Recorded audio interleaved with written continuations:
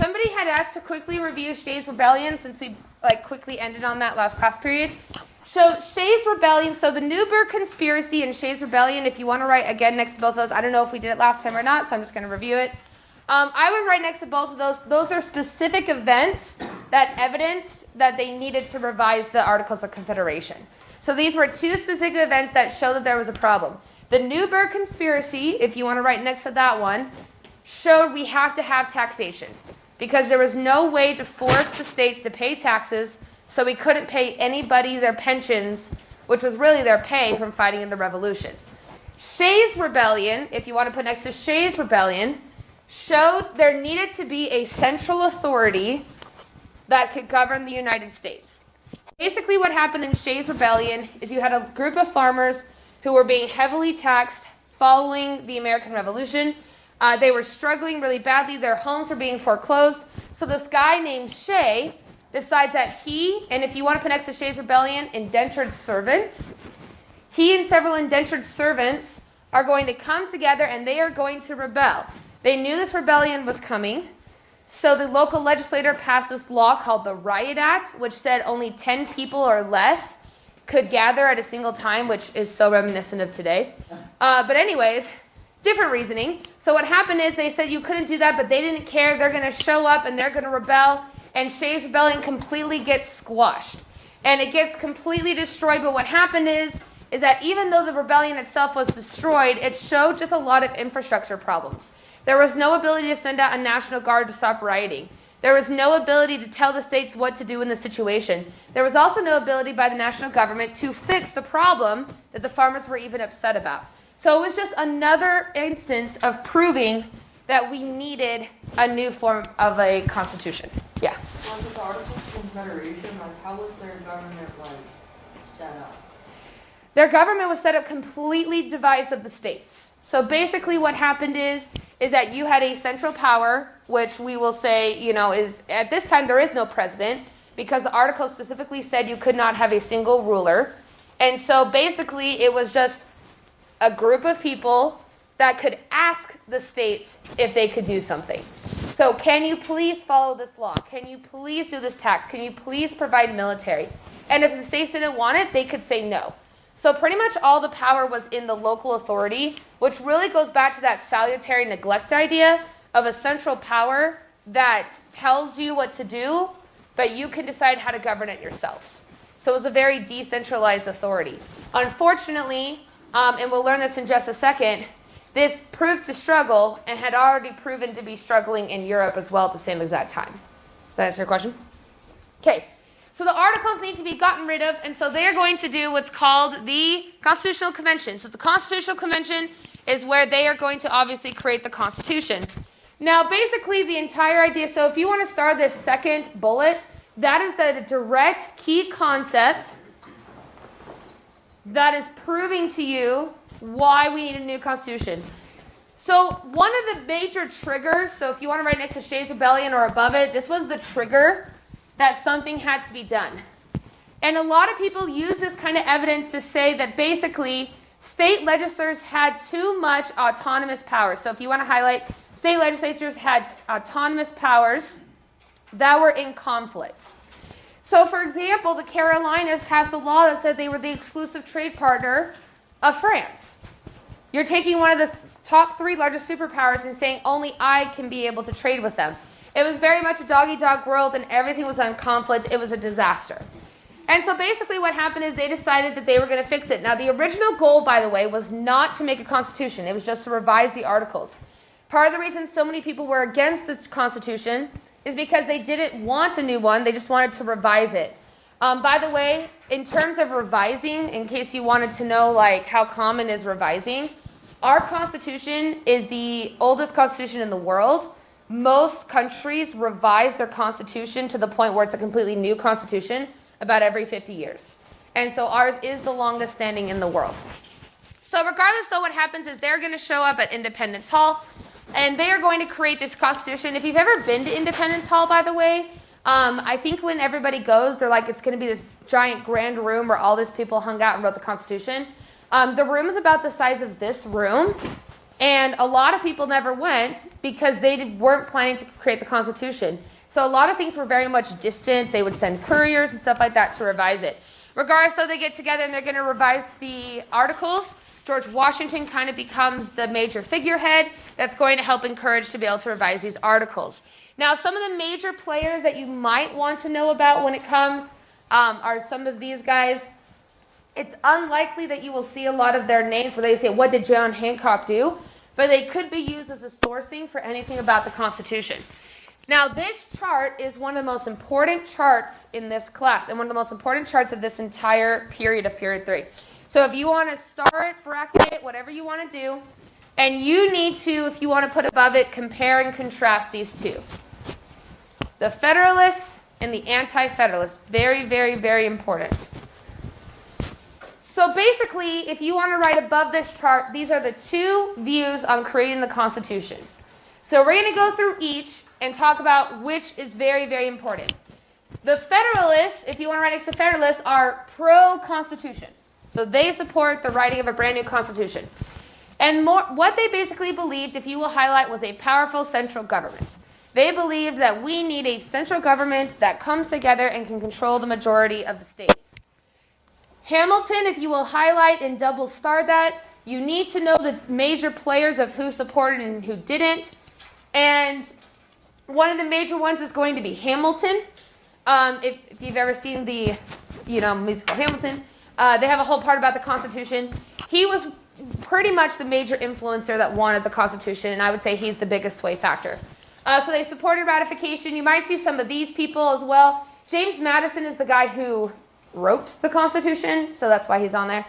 If you will star the Federalist Papers, which we will talk about in a moment.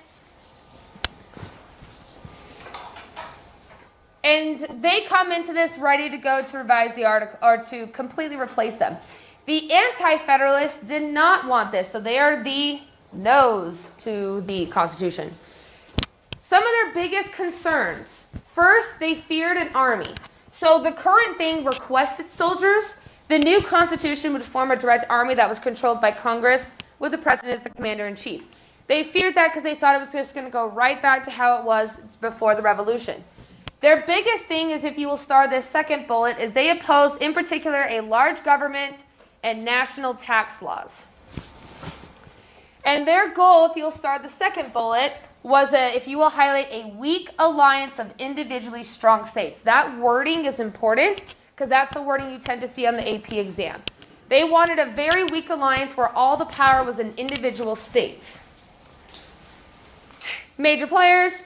And one of the biggest things, again, and I tend to see more of why people didn't support the Constitution than did support on the AP exam. If you will star this bullet right here where it says fear strong government, but if you will highlight squash rights of individual sovereign states. This is very much a states' rights. And they feared that the federal government would take over and individual rights would be gone. And in particular, if you will highlight lacked the Bill of Rights, that becomes a very important swing factor because they add that to sway the Anti-Federalists into supporting the Constitution. And then this elite thing, if you just want to highlight the word elite, the Anti-Federalists, if you want to write underneath, were mostly small-town farmers and poor. Hamilton and the Federalists were big-town rich. So which of these do you think areas such as Boston would be more likely to be? Federalist, okay? They need the support of the federal government. What about some people that are like in the Appalachian Mountains? Which one would that be? The Anti-Federalists. Fear that they would squash and take over all of their rights. So basically what happens is one of the major factors of this is what is known as the Federalist Papers, if you'll go ahead and star that. The Federalist Papers were a large collection, and if you're taking AP Gov, a lot of people take AP Gov the same year as AP US. You'll see a lot of things cross over. The Federalist Papers were a collection of essays written by 3 different people. They went by a pseudonym. The most important of these, if you will highlight, is Hamilton. Hamilton is going to create, I think it's 70% of all the Federalist Papers. And these are going to really go out, especially if you will highlight in the New York legislature. The goal was to convince New York to sign the Constitution. And basically, it was all to convince people to side with the Constitution. And one of the biggest ways that they used to be able to convince people is not just the arguments of we need more government, blah, blah, blah, but if you also highlight used evidence from Europe. Several European countries have begun to move, especially in Western Europe, to more of states and areas, and they had more power, and it was failing. A lot of the different empires were struggling in their colonies with this idea as well. And so basically their idea was that this idea of the state was a failure. Okay, now our states today, we'll talk about in a second how they compromised on this, but it attempted to convince them, and the Federalist Papers are considered the major, one of the major causes of why the Constitution is going to pass. Because nobody knew it was Hamilton. Nobody knew it was John Jay and James Madison. All they knew is this was very convincing to get you to sign the Constitution. Okay, so what happens is they agree that they are going to now get rid of the Articles of Confederation and they are going to replace them with the Constitution. But the problem is, what Constitution are you going to have? If you will bracket this and double star this as well, very important. They ask about the Constitution all the time. And if you will highlight above this, or right above this is, again, compare and contrast, but this is the compromise. How did they come together and combine all these different states' opinions into one general idea? So first you have what's known as the Virginia Plan. And you need to know for this chart, who did it benefit and what was their proposal? So the Virginia Plan is going to be, if you will highlight, proportional representation. And if you want to highlight, this is by population. And if you want to write next to Virginia Plan, or underneath, sorry, if you will highlight the large states. Why would a large state want to have representation by population? Yeah. Because then they'll have more people in the House. Yeah, they'll have more power, right? California would hate the idea of not having some sort of a proportional representation because they have a massive amount of people. And so this is going to be their major thing. So the idea was that it'd be representing people, not the individual states. They did have separation of powers. They did have the idea of federalism, but this did cater to the large states. Well, we have a problem. We also have the small states. And the small states say, well, we want something too, just like Utah. We want representation, even though we're not a California. So they have, if you will highlight, equal representation. Every state has the same amount of, sorry, I thought I heard something. Each state has the exact same amount of population. And this is going to cater to the small states, such as at this time New Jersey, which is different now because New Jersey is much larger. And so what happened is that they said, we don't want this to be a different. And they had figured out why Virginia was doing what they were doing. And the reason why, if you were right underneath Virginia Plan, slavery. All of a sudden, enslaved people now matter to the big states. Why would slavery matter to the big states? It's more people. So all of a sudden, they switched from not having any rights for black enslaved peoples, and now all of a sudden they have, oh, well, we care about them enough if it's just for representation. We're not going to let them vote, but hey, at least they count in our representation. And we'll talk about later how they're going to do that. So basically, you have these two sides. They fight and fight and fight. And they come out with what is called the Great Compromise, which if you will highlight and star both of these terms, it's technically considered the Connecticut Plan, but the verbatim word is the Great Compromise. And the Great Compromise is basically their goal is to be able to come back together and compromise on these two issues. So it combines, and this is supposed to say the Virginia and New Jersey Plan. Sorry, that's a typo. So here is how they are going to, in particular, do this, and it's by representation. If you will kind of bracket or do an arrow or something like this, this creates what is known as a bicameral, which is B-I-C-A-M-E-R-A-L. Cameral. Yes, bicameral. So bicameral legislature, which means, if you put above that, is 2 houses of Congress. So basically what they do is instead of having one lawmaking branch that is going to have all the power, they instead are going to have 2 branches that combines this. So the Virginia Plan creates the House of Representatives, which is the representation based on population. That's why we have, I think it's 435 representatives, and it's all based on population, with some states having more, some states having less. Does anybody know what the minimum amount of representation a state can have in the House? Isn't it 2? It's 2. Typically, it ends up being 1 senator that's Republican and 1 senator that's Democrat. Some states, such as, like, for example, Wyoming has 2, even though they only have 500,000 population, versus I think it's North Dakota has about 1 million, and they also have 2, I believe. Now, the Jersey Plan creates the Senate, so you need to know the House of Representatives. If you want to draw an arrow or whatever, you need to know that the House is representation on population. The Senate is 2 senators per state, and the representation is equal. So, Senate, 2 senators per state, representation is equal. We have 50 states, we have 100 senators. The only area that has representation in the House, but not the Senate, is the District of Columbia. So District of Columbia is in the Electoral College, but they are not represented in these colleges or in these legislatures. However, the District of Columbia has started a movement to try to get into the House and the Senate. So they do believe they want that power.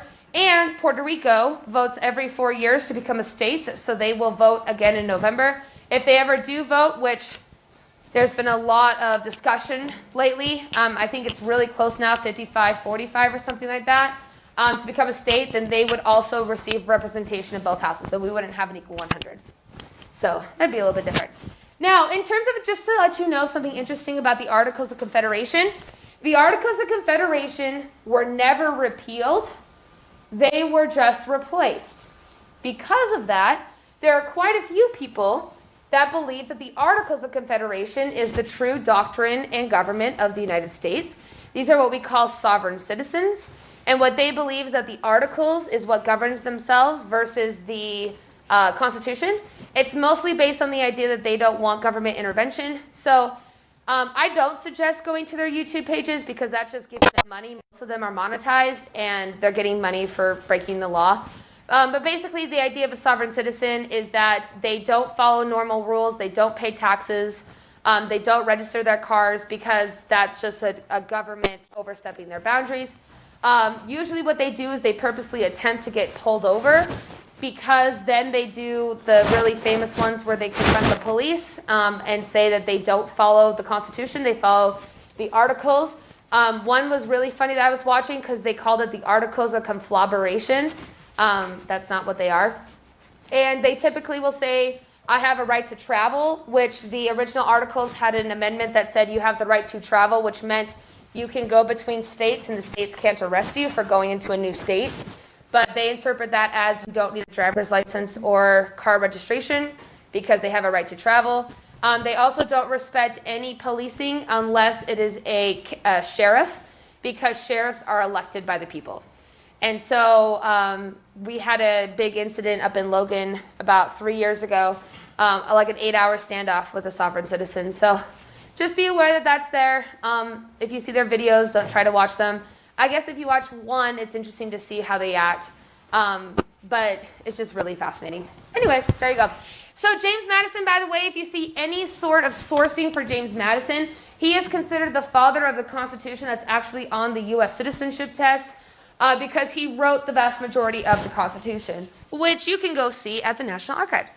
So this is the Constitution. It gets created. Now, this is the original document. There was no Bill of Rights when it was originally created and signed. It is in much better shape than the Declaration. So if you go there today, you can totally read this beautiful script that I'm sure you can all read very easily. So various aspects of the U.S. Constitution. So if you want to write next to this header, this was to solve the problems of the Articles. Now you can, so the Virginia Plan and New Jersey Plan, those might be good. But when we talk about how did they solve the problems, this is all the ideas that they're talking about. So basically what they did is, if you will highlight, they created a limited but central government. And if you just want to star this bullet, this is an actual key concept directly from the AP College Board. So they created, so if you even want to put like a 1 next to a limited but central government or highlight it, 2 and highlight is federalism, which we'll talk about in just a second, and 3 is separation of powers. Those three things are the major things that they solved with the articles that still made people happy. So limited government is the idea that your government does not have all the power. While, yes, the president has been pushing a lot of the powers, and we're kind of seeing whether or not he does or does not have these powers, the president can't do whatever he wants. So, for example, he wants to end DACA, but then he can't just all of a sudden end DACA. That was declared unconstitutional. So there's all these different checks and balances and things like that we'll talk about.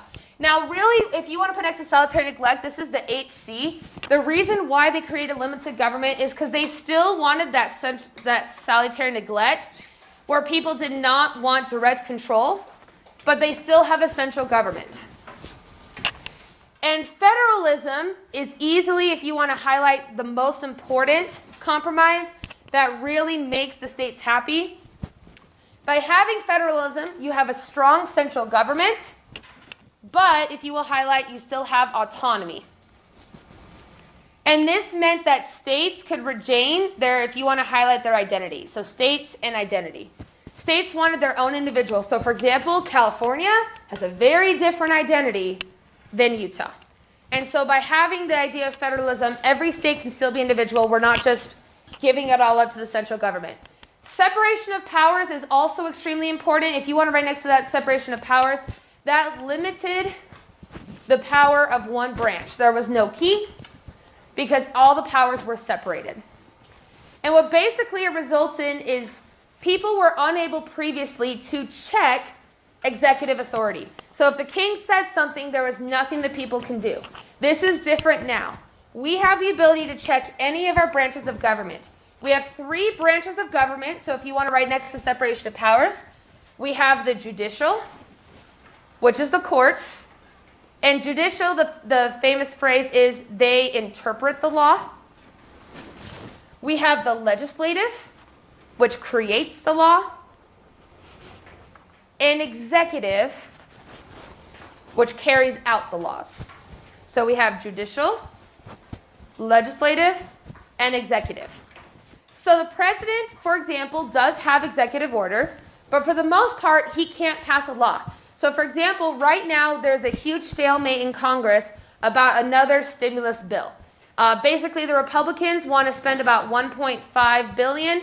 The Democrats want to spend about $3.5 billion, and they can't come to a compromise.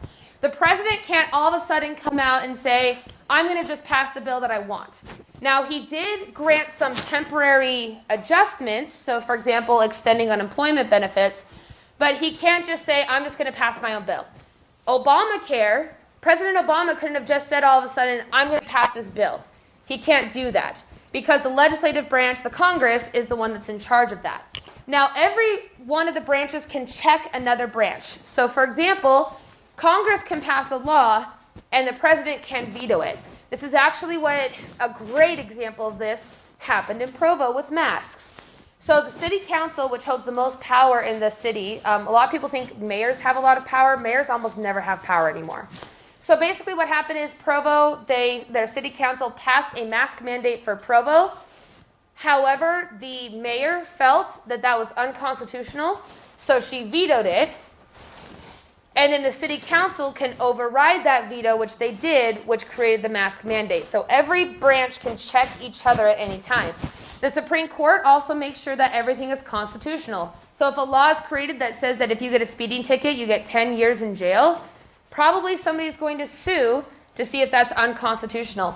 In Nevada, they had just barely had one where the state legislature said that there could be no indoor gatherings more than 100 people. Several churches sued and said that was a violation of freedom of religion. And the court that was in Nevada said that you can still have religious services, so it's not a violation. So everybody is constantly checking each other to make sure it's constitutional and things like that. Does that make sense? So really, this is a really important slide because it really deals with how did they fix the Articles of Confederation. A couple of other things that they had too, if you will also highlight, is republicanism. Republicanism is the idea that basically, if you want to write next to this, is that you have, or even if underneath, is if you will just highlight individual rights and liberties. Republicanism is the idea that your government must protect your individual rights and liberties. And basically, this is two parts. First, you create autonomous citizens, and second is you promote the common good. So, for example, if I want a law that says that I get free pizza from my government every Friday, that benefits me as a virtual and autonomous citizen, but it doesn't benefit the common good. Another really important one is popular sovereignty, which, if you want to write next to this, is voting. We have the ability to vote for our election. We have some direct democracy, which is most elections, but we also have representative democracy. So we elect people that will be part of our government. We rejected the monarchy. We created a written constitution. If you will also highlight, this promoted the plain folk and human farmer. So if you would just highlight that this benefited the plain folk and human farmer. And this directly leads to, if you will draw an arrow below, it says stop the wealthy elites. Basically what happened is, in this case, there is no wealthy elite, there is no aristocracy. Everybody has a vote, everybody has a say, including the small people that are not rich. We also have civic virtue and duty, education, hopefully the avoidance of corruption, and equality and equal opportunity. That's the goal of republicanism. So the last thing, and then we are going to do our DWP. The Bill of Rights was also one of the major things that fixes the problem in the Articles. The Bill of Rights, if you want to write next to this, guarantees freedom. So it basically protects you from the government having too much control in your lives. Oops. My bad. Sorry, people at home. And if you will also put next to the Bill of Rights, or actually, it's actually all the way at the bottom. So all the way at the bottom in the very last bullet, if you will just highlight, Federalists ensured the ratification by promising a Bill of Rights. This is what, if you want to write next to this bullet, swayed the Anti-Federalists to sign the bill. By creating a Bill of Rights, we guaranteed the rights and freedoms to people and prevented them from having too much of a government intervention. Okay, so we're going to go ahead and we're going to pause real quick and we're going to do our DWP. Okay, so at this point, you should have finished that up. Hopefully, did that at least seem somewhat easier? Okay, I would say, in my opinion, when I saw that on the AP exam, I thought that that was one of the easiest ones that I've seen personally. They love the Articles of Confederation. I would usually guess that there's going to be at least one Constitution or Articles question some point on the AP exam. Okay? So at this point in the lesson, what I like to do is I like to take the last, so we have about 40-ish minutes left, and I like to overview the Bill of Rights, mostly because I think it interests you guys, because it's all current event stuff. Okay? And the reason we partially do that is because there are 4 major amendments, the 1st, the 2nd, the 9th, and the 10th, that are most common on the AP exam. And so I like to kind of introduce it with a little bit more of current events. So as we go through here, if you have questions, please let me know. I'm pretty well versed in a lot of these, especially Second Amendment rights. So if you have any questions or comments on any of these, please let me know, because I'd love to be able to introduce this to you guys, because I think, 1, it's really interesting, and 2, is that I know in a lot of classes, especially if you end up taking AP Gov, a lot of it is like what you need for the AP exam, and there's not as much discussion on like how this applies to your every single day lives. So that's kind of what I want to introduce to you guys, especially because we have a little bit of time. So what we're going to do is we're going to talk about each of the major amendments and how it applies to you guys. And you have to remember, think in your head too, the Anti-Federalists were fearful of an overwhelming government that would infringe on your individual rights. By creating the Bill of Rights, they are now solving that problem by guaranteeing you at least 10 freedoms. Now, overall, we have 27 amendments to the Constitution. The Bill of Rights is the first 10 amendments. They were immediately ratified right after the Constitution. Then we have had different amendments throughout time. Our last major amendment was in, and the last major amendment was in 1990. Okay, so that was the last major amendment that we had. Every single year, about 600 attempts are given to change the Constitution. So the fact that we only have a certain number of them is a pretty big deal. So we do have some amendments to the Constitution, but again, we have not completely overhauled ours. So the First Amendment right, which is obviously the one that you guys know the most, it's freedom of speech. religion, press, assembly, petition, and all that stuff. You've heard of a lot of these. Press gets a little bit less love. Press is the idea that you can write whatever that you want and not be punished of it. However, that is not necessarily true in all cases. So, for example, if you, for instance, let's say you work for a newspaper, you publish an article, and they say don't publish the article, and you do it anyways, you can still be fired, and it's not violating your First Amendment. When you agree to, for example, enroll in any sort of a job, a lot of these are kind of restricted because you agree to go to the job. Yeah. There's also like slander. Yeah, so in terms of this as well, so this is into the freedom of speech thing as well. You cannot lie about somebody and publicly slander them, and that is against the law, and you can get in trouble for it. So, for example, this is not in America, this is in Australia. You guys know Rebel Wilson from Pitch Perfect, the Australian. She's a little bit bigger, and that's kind of like her shtick. She's a comedian. So Rebel Wilson, in the Australian newspapers where she's from, was slaughtered after Pitch Perfect. And people started to say that she was like anorexic and that she was not eating, which is why she was losing all this weight suddenly, when it was really because she was working out. She successfully sued and won, and I think she won about $15 million. So if somebody says something that is not true in the media, you can sue. One of the greatest examples that is most recent is, do you remember about a year ago, there was I think it was a Trump rally or something like that in Washington, D.C., with the Native Americans that were there protesting Trump, and then you had several kids from a Catholic private school that showed up with MAGA hats. Do you guys remember this video? And the kid walks up to the Native American's beating the drum, and the kid's sitting there like this. Well, he was blasted on the news for being disrespectful for Native Americans. As the investigation continues, they find out that it was the Native Americans that had come and allegedly confronted them, and it depends on which news source that you see. Regardless, though, he wasn't as guilty as people had made him out to be. He won $150 million. He lost his scholarship to Stanford and his admission to Stanford over what happened, and he successfully sued and won against all those companies. So yeah, you can't lie. Now the question is, you had to prove that it wasn't a lie, that you had enough evidence to support your claim. Yeah. What about places like Facebook or Google, like social media platforms? Because like newspapers can censor you because they are taking responsibility for whatever is said in their newspaper. Yes. But like Facebook and stuff will censor stuff that they don't like. Yeah, so that's actually... They're taking responsibility for everything said on their platform. Will you give me 15 minutes? There's a slide. And I will talk exactly about that and why Facebook does that, okay? But first I want to talk about religion. So this was a really big case that kind of started the student religious movement. So this girl, back in the 2000s, the big store was Abercrombie & Fitch. Like everybody wore that. That's what people wore that was cool.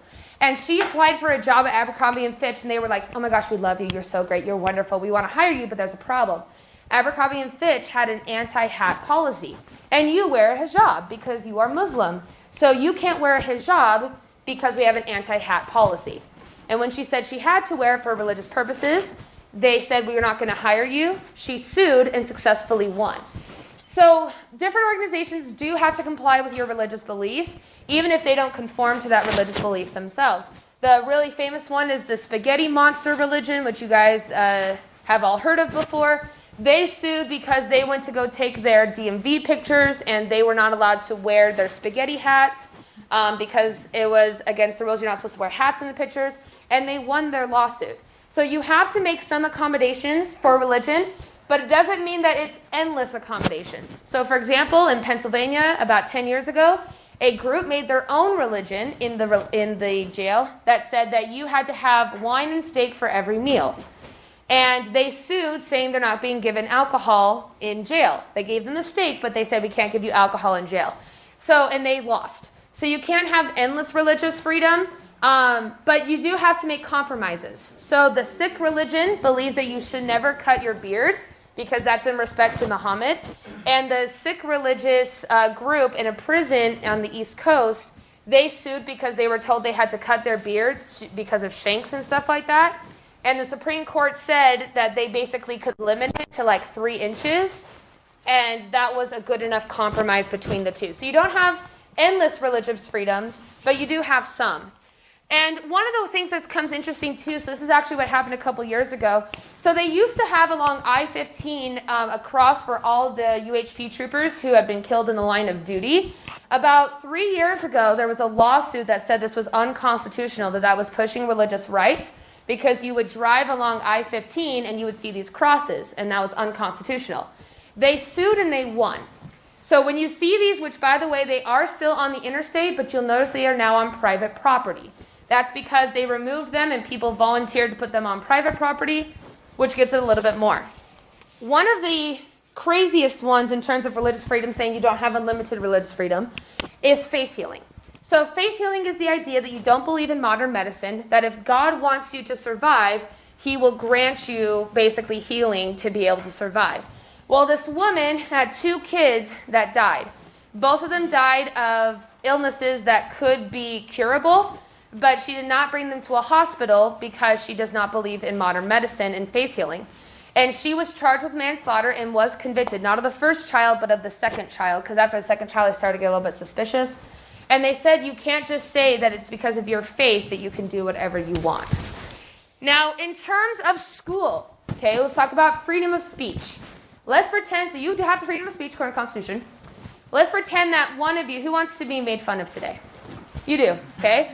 Let's pretend that I am giving you this entire lecture about the Constitution, and I say the Constitution's really good, but he's an anti-federalist, and he stands up and he's like, you know what? F you, Miss Ray, and he throws a desk and he's like, this sucks, I hate the Constitution, whatever. And I send him to the office and he gets suspended. And then he's like, well, that's my freedom of speech, right? Do you have freedom of speech in schools? No. But it's protected by the Constitution, but he got suspended. Now you guys are like, I have no idea. Yeah. It's protected, so you can't just say, the F word or whatever, but you can say, I disagree and that I am an anti-federalist, and you can't be punished for that, but you're punished for saying the F word. But that's your freedom of speech. well, we'll say it's not the desk. Okay? So here's the reason why your freedom of speech, do you know? Yeah, because under private platforms such as the school, they can more or less set their own rules or expand upon restrictions. But this is a public school, paid for by public funds. You guys are like, I have no idea what to do. Now you're like, I want to say F you to your teachers. Don't say that, distance learners. Yes? Wait, so public school is done through the state? Yep, so everything is paid for by the state and by your public taxpayer funds. So the state can have, no, never mind. Okay, why don't I just give you the answer? Yeah. So, you guys are like, I'm so confused.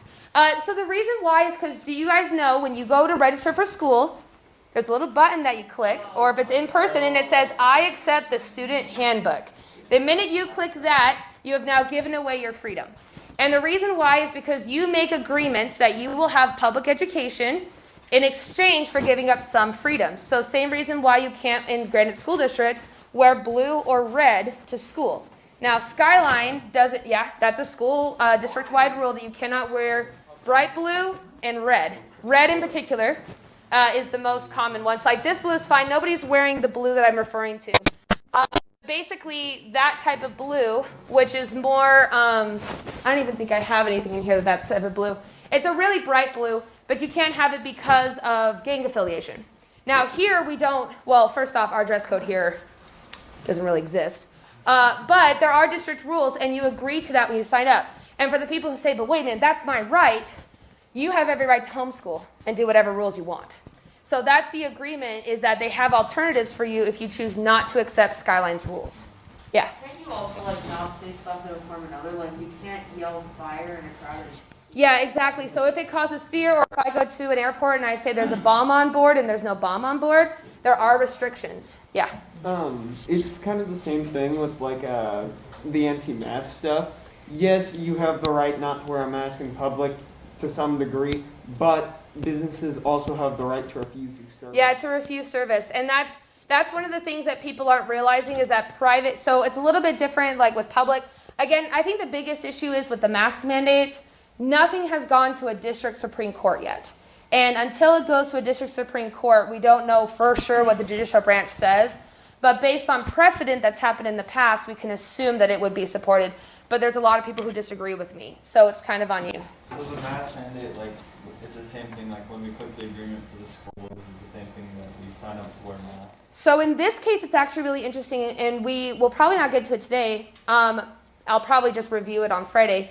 But the Ninth Amendment says that the Congress has the right to pass anything that is necessary and proper to fulfill the duties of the government. And with that necessary and proper clause, otherwise known as the elastic clause, we can expand and constrict our laws to have that. Why do we have car laws if there's no cars in the Constitution? There's nothing in the Constitution that says you can pass a law about cars, and yet we do. And it's because of that elastic clause. And so in this case, their argument would be, we had to do what was necessary and proper because we cannot fulfill our government duties if everybody dies in the government. And I just want to point out, by the way, a lot of people who are saying the mask mandates now are like this new thing. We'll talk about the Spanish flu in 1918, but they also had mask mandates. So this isn't some new thing. They had them back then as well. So we'll talk about that then, though. But they also took away your freedoms in World War I. That was unconstitutional. So we'll talk about that. Anyways, so you give up your freedoms, and again, you have every single right to go and homeschool. And a lot of people do. I have a friend that has chosen to homeschool because she believes that the rights are too restrictive at schools. So she homeschools. Cool. Anyways, so here's a really interesting one. So this was a student a year and a half ago, that there was a student at the school that was accused of sexual assault on another student. The student, they felt like, was not getting punished enough by the school. They were convicted, but if I remember correctly, it was like a minor suspension from the school, not an expulsion or anything like that. The students felt like that was not enough, so they went and put sticky notes in all the bathrooms that looked like this. So it was just this. There's nothing different. They did not name the person. Everybody kind of knew who it was. The student ended up getting suspended for the rest of the semester for this, for bullying against another student. Now, she sued, saying that this violated her constitutional rights of protest, and as of May, she won. So this summer, she did win her lawsuit that said that they violated her freedom of speech and protest. However, the school district immediately sued and has asked the U.S. Supreme Court to intervene to decide if it is constitutional or not, to suspend a student if they do something like this. So something interesting to think about. Now, probably one of the craziest cases, though, involves what happens about your freedom of speech if it directly causes another person to die. So this is the really famous case. This girl was 17 years old. She had a boyfriend. The boyfriend had a lot of depression and suicidal tendencies. Well, what happened is that this kid had attempted suicide multiple times, and one day he decided that he was going to commit suicide, which again, as I just like to say, you'll have resiliency training in a couple weeks. Never the right answer, okay? Regardless, though, what happened is that he decides that he is going to go to commit it. I'm not going to tell you how, but what I can tell you is that he got into a truck to go and do that at, and he texted his girlfriend, her, saying, I don't think that I can do this, and she responds, she says, get back in the truck, stop being a wimp. You do this every time. Just hurry up and get it over with. All of us just want this to be over already. We'll accept it, move on, do it, do it, do it. And she said, do it so much until he finally died. Well, immediately after, oh wait, it gets better. Immediately after he died, nobody knew about this. She was the girlfriend that was like the mourner. She had like a GoFundMe account, and she had vigils and all this stuff, and then 2 months later gets arrested for manslaughter because of the text message exchange. She exchanged almost 800 text messages telling him to do it. Now, when she goes to trial, they had, I think, a really good constitutional argument. What they said is, she never did the act itself. She just told him to do it. Is that enough? So if you guys hear probably all the time that people joke around like you should go, blank yourself. Is that enough to justify a manslaughter charge? So she was convicted, sentenced to a year in jail for the manslaughter charge. She appealed, and it took a year and a half, so she actually never went to jail for a year and a half because she had appealed it. And it just got solved in the Supreme Court a few months ago that did say that she could be convicted, that it was enough to convince somebody to do that. And she's not the first one either. This was the same exact incident. She's being waited to be charged right now. She did the same exact thing, and she also got charged with manslaughter. So anything you say is not necessarily just protected by the freedom of speech. Here's a great one for schools. Now, this was really popular when I was in school. These were breast cancer. Oh my gosh, what are we, 5? Okay. So this was a breast cancer awareness campaign that happened a couple of, back when I was in school. And everybody wore these because they were so cool. You know, they were the fad. And it was breast cancer awareness, but I'm pretty sure the guys had a different reason for why they wore them, because they did exactly what you guys did. They giggled when they wore them, okay? Regardless, though, what happened is that there were several students in Arizona that were suspended for wearing this, for saying it was inappropriate for school. They sued, and they won. And here's what basically happened is, what it says is if it's not in your student handbook, that you can't have this. And there was nothing in their student handbook that said that they could not have anything sexual on their person. And because it wasn't in the student handbook that was agreed upon, it goes back to the original statement, and you can now be able to wear these. So what do all the school districts now have in their student handbook? You can't wear anything like this. So as soon as they put it in, that's when it can now become different. I don't know if you guys saw, for example, the incident that happened yesterday that has gone viral. 2 football players in Oregon carried the blue line flag for first responders, as well as the red line flag for paramedics, onto a football field during a football game. They were immediately suspended. They had asked the administration said no, because they said that was a political viewpoint, and they just reversed it. The state superintendent reversed the suspension, saying there was nothing in the student handbook that said you could not make a political standpoint. So guess what's going to be in there next year is probably something that says political standpoint.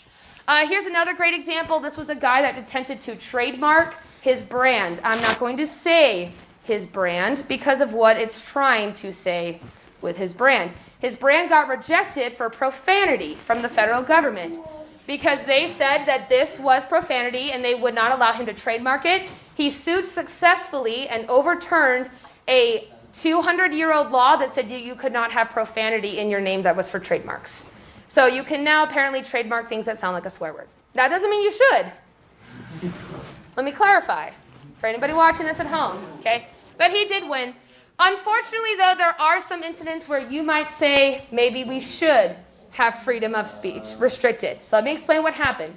Now, before I start this, I just want to emphasize, I do not support this religion. I don't support what they did whatsoever. I just want to clarify that. We're going on the Constitution here, though. What happened is, when the Iraq War began, a new religion popped up after 9/11. And this new religion believed that, and again, I do not support this, so don't believe I do. This new religion believed that 9/11 was God's way of saying that he was mad at America for accepting homosexuality. And that every soldier that died in warfare was God smiting them because they supported homosexuality.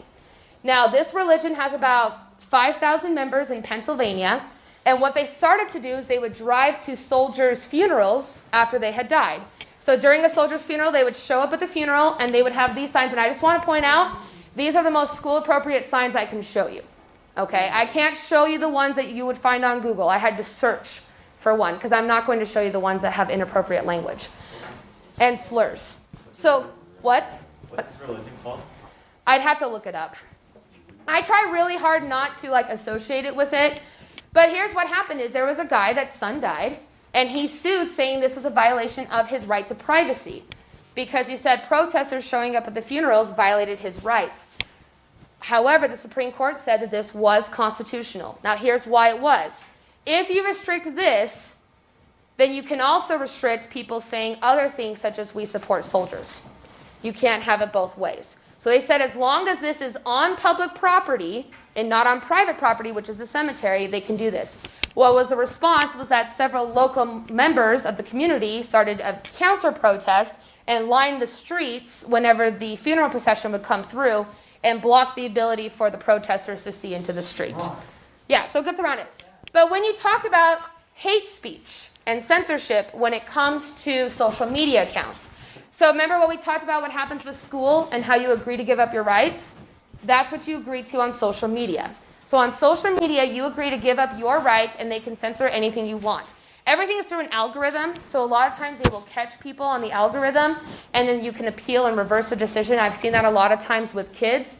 A lot of kids will get censored if they're, for example, in a bathing suit, especially females. They'll have it taken down and you can get that reversed. Breastfeeding was a huge thing for a long time until things changed and allowed that to happen. And so basically what happened is that you are agreeing to give it up. And part of the reason why Facebook in particular is so hounded down is because they were fined about $3.5 billion by the EU for violating their hate speech laws. So in most European countries, hate speech is illegal. So for example, in Germany, if you put the Nazi symbol on anything, that's a crime. If you put online, I hate insert religion here, you can get arrested. All that's illegal. And so what happened is Facebook was not quick enough taking these down, and they were fined by the EU. Mark Zuckerberg had to go and testify, and they slaughtered him in court and basically said everything that they had done was bad. Okay, so now that we're on that, let's go to the Second Amendment, not controversial. Second Amendment. So the Second Amendment is the right to bear arms. However, it is also the right to form a militia. We do have the ability to form a state militia if we wanted to. Most of the time, it's a lot of southern states will form a state militia. They will practice. They're basically the backup of the U.S. Army. I will tell you the Second Amendment is obviously very controversial because of the fact that it has to do with guns. And you have to realize we have the right to bear arms, but how much of that right do we have? So, for example, a lot of people would say, I don't think a normal person should have a nuclear weapon. But that's considered an arm, right? So where is our limit? And so that's what you have to start to decide is what is our limit. So when we talk about guns, one of the really popular things that we have here in Utah that a lot of other states don't have is what is called, open carry laws. So open carry means that at any time you can open carry a firearm on your person. That means in a holster. I can't have it out walking around like this, okay? You can't do that.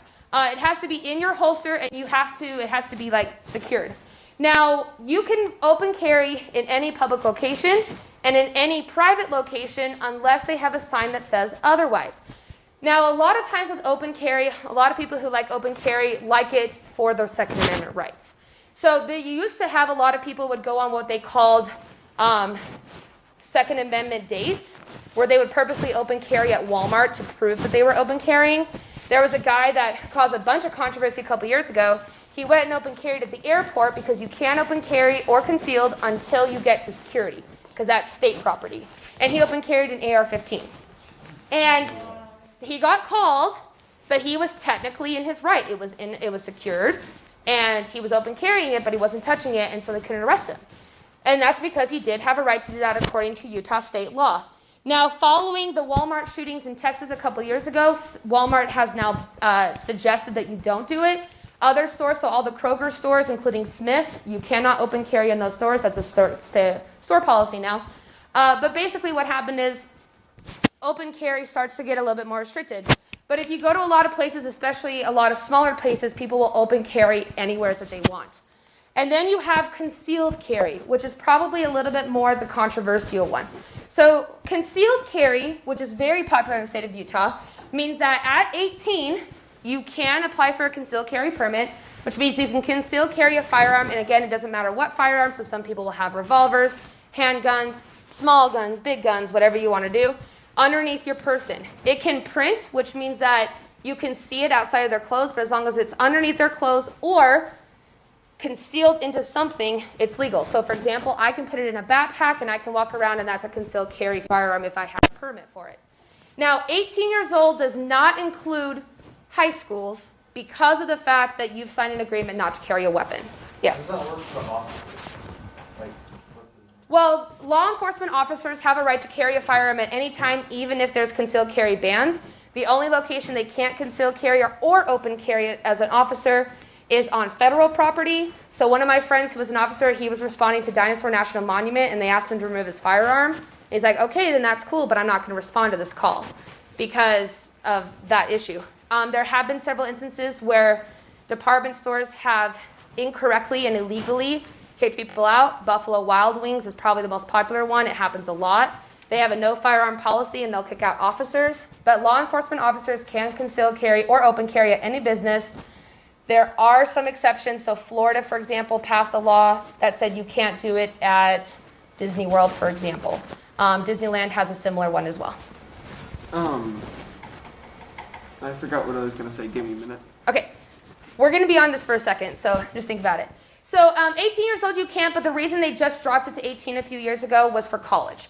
So in terms of college and schools, you can conceal carry at any school that is a public school in the state. That includes teachers, and that includes parents.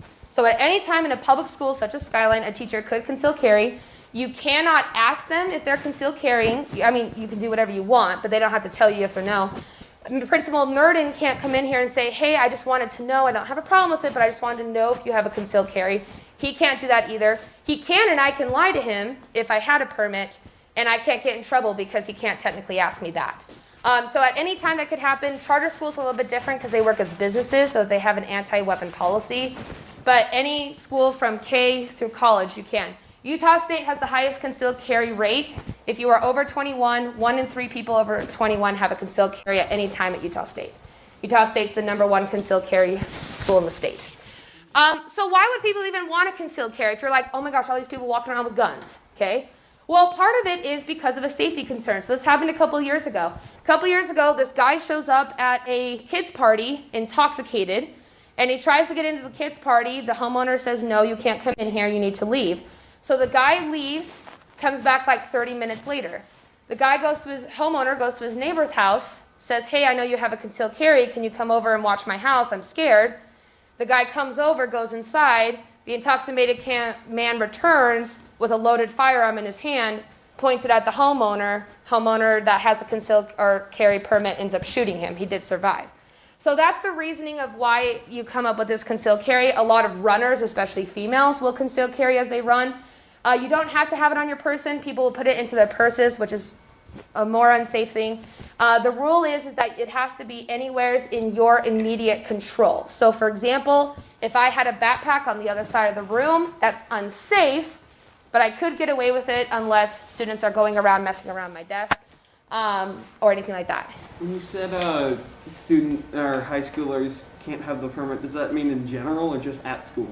So an 18-year-old can have a permit, they just can't conceal carry at the school. Okay, that makes So there was an incident in Tooele about 1.5 years ago where a student had a concealed carry permit. He went hunting, had a concealed carry in his backpack, and then he came back to school, forgot it was in his backpack, and accidentally brought it to school. But he was charged with a crime because he did bring it. I don't know what the end result of that. I don't know if they dropped the charges. But the school even said they believed it was an accident. Yeah. Well, wasn't there like a Supreme Court case in like the 1990s, like Alfonso versus I forgot who, where he brought a weapon to school, and then they said that he was charged and like committed like a felony. Yes. And they dropped the charge. Like I don't really remember it. I'll have to look it up. I don't know that exact Supreme Court case. They can technically drop it at any time, so you're not forced. So if you brought a knife to school, you're not forced to be charged with a crime. It depends on the local law enforcement, the SRO, the district attorney's office, and things like that. I don't know what happened out in Tooele. I don't know the end result. That was just on the news. So I'll have to look it up, but it looks like you're already looking it up, so you'll have to let us know.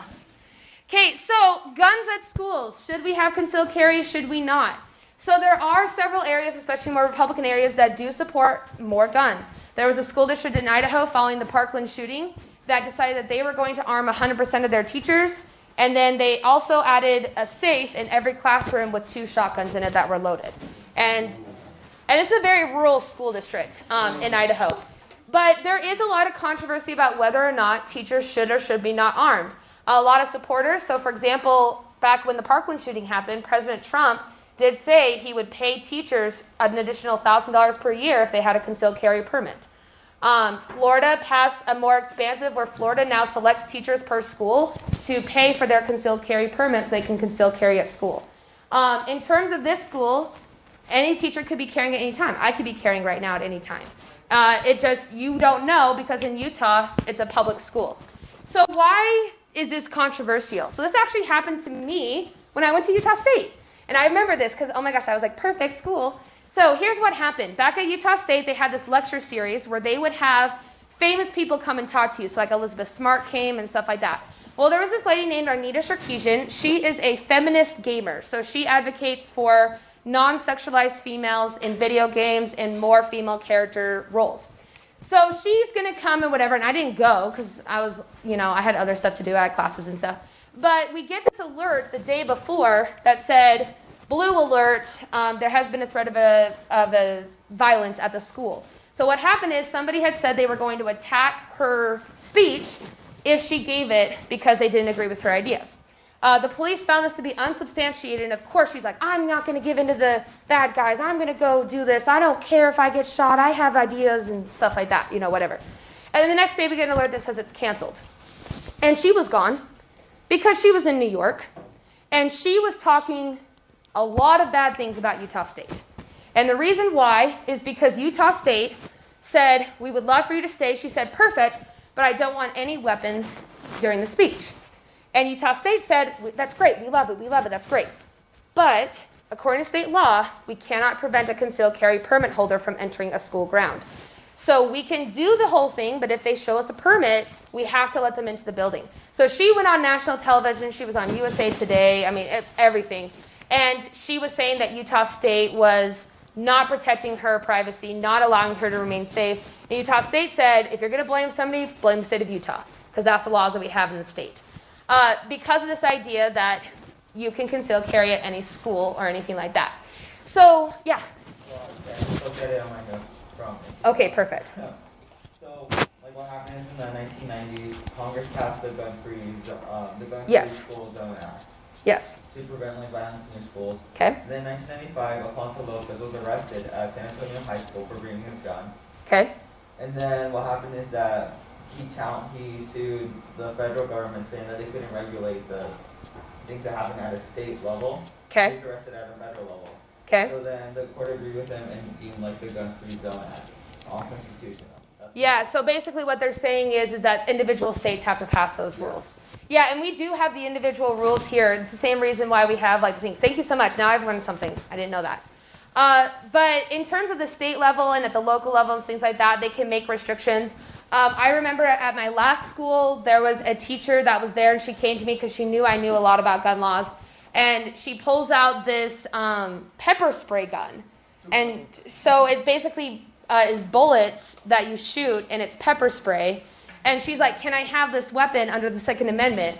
And I was like, no, the law to protect it is specifically firearms and things like that.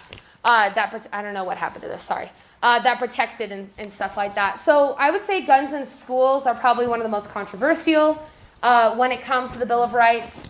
But yeah, other than that, in terms of gun laws, a lot of things is just about what do they have the power to do and not. So following the Las Vegas shootings, they banned bump stocks.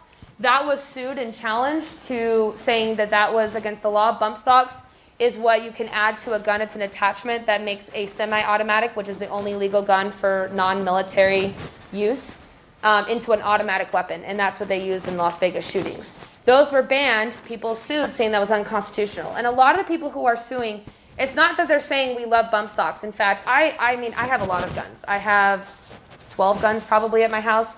I have quite a few of them. But I don't personally know any gun owners that say I want a bump stock. But the question was, is it constitutional or not to ban and restrict them? So when we do a lot of these bans and stuff like that, that's what you have to decide. There are cities that have banned, for example, the AR types of weapons. So anything that's an AR-15 or anything along those lines, there have been ones that have banned that. Yes? Didn't California recently put a ban on big guns? So they're called high-capacity firearms. So what they have is it's not banned. What it is they have a limit. So this is actually a really interesting thing about handguns. So the average handgun can hold, a normal full-size handgun is 12 rounds of ammunition. They have California guns because in California you can only hold 9 rounds in a magazine. And so what happens is they have the regular guns and then California guns to conform to that law. And so in terms of high capacity, you can own an AR-15. However, your AR-15 I think can only hold 15 rounds. And if you've ever shot an AR-15, you go through 15 rounds in about 8 seconds because it's just boom, boom, boom, boom, boom. AR-15s, by the way, just to let you know, there's been a lot of controversy too about should we only have hunting guns. AR-15s are a hunting gun as well. So what would have to happen is they wanted to ban that and move towards only hunting guns. You'd have to define what is considered a hunting gun according to the federal government. Yeah. What happens if you're passing through a state that doesn't have the law? Yeah, so that's really interesting. So as a permit holder, for example, you can conceal carry with a permit in Utah in 35 states. The minute I cross a state line, I have now broken the law, and they can charge me with a crime. So it's not transferable So I can't just concealed carry into California and say, well, I have my permit. It's only valid, and you as a concealed carry permit holder, you're responsible to know that as well. And by the way, your background is processed every single day if you're a concealed carry holder. I knew somebody, not a friend, I knew somebody, and she got arrested for DUI in California, and she returned home, and they were waiting for her to cut up her permit. Because as soon as you're charged, you're not allowed to have a firearm. What do you know about gun laws in other countries? Like, I know Japan allows some amount of guns, but they only have, like, I think in 2018 they had 2. Yeah, they have a low amount. A lot of people bring up Australia. Australia banned a lot of guns and did a buyback program where they bought back all the guns. The potential president, Biden, has said that he would support a buyback program that would buy back all the weapons he doesn't agree with. And so Australia has that. Germany only allows hunting guns, and it has to be held by a person who has a hunting permit, and you basically check them out and rent them out. Don't forget to do work